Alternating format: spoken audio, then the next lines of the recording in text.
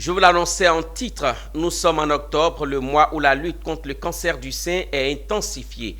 Et justement, la coalition des organisations de lutte contre le cancer en Côte d'Ivoire a procédé au lancement de sa campagne Octobre Rose pour faire barrage à ce tueur silencieux. Une cérémonie tenue sur le thème « Soigner le cancer du sein en Côte d'Ivoire ». Plus de détails avec Onena Nogo et Tima Traoré. Le ruban rose, symbole de la lutte contre le cancer du sein, ne suffit plus pour le stopper.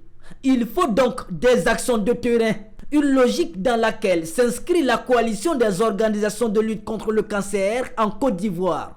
Chaque année, c'est par une campagne de sensibilisation que cette fêtière de 18 organisations marque la lutte. Comme ce vendredi 6 octobre 2023, jour de lancement officiel de sa campagne. Une campagne qui va conduire les équipes du Col CC dans les villes et hameaux pour encourager les femmes et les hommes à se faire dépister.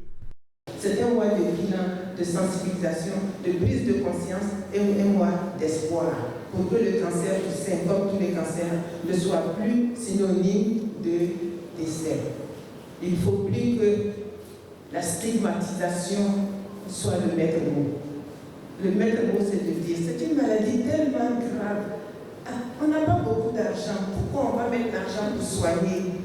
Alors qu'on peut, à la limite, préparer les funérailles. Parce que les funérailles doivent être faites de façon digne. Alors on ne va pas soigner. On va faire les meilleurs sacrifices qu'il soit pour faire des funérailles. Parce qu'après, le mort, la personne qui est partie, elle est partie. Mais nous, on a besoin de faire bonne figure. Donc, la COSC s'est fait de la sensibilisation aussi pour le changement de comportement. Pour dire, vraiment, en fait, nous ne sommes pas là pour faire de la morale. Mais nous parlons de cancer, et spécifiquement de cancer du sein. Le cancer du sein, il faut y aller vite, vous l'avez dit. Et il faut savoir qu'on peut soigner.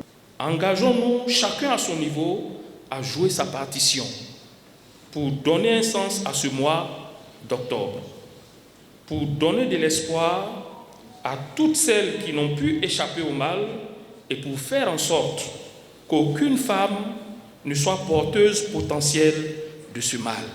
Et c'est par un panel sur les soins du cancer du sein que le temps de cette campagne a été donné. Occasion pour la directrice du Centre national d'oncologie médicale et de radiothérapie Alassane Ouattara de préciser qu'une partie des traitements du cancer du sein sont subventionnés par l'État de Côte d'Ivoire. Mais à côté, les médicaments anticancéreux sont gratuits.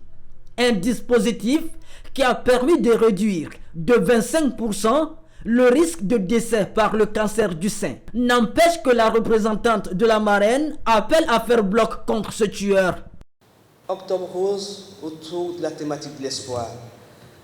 La Côte d'Ivoire est un pays qui incarne cet espoir-là.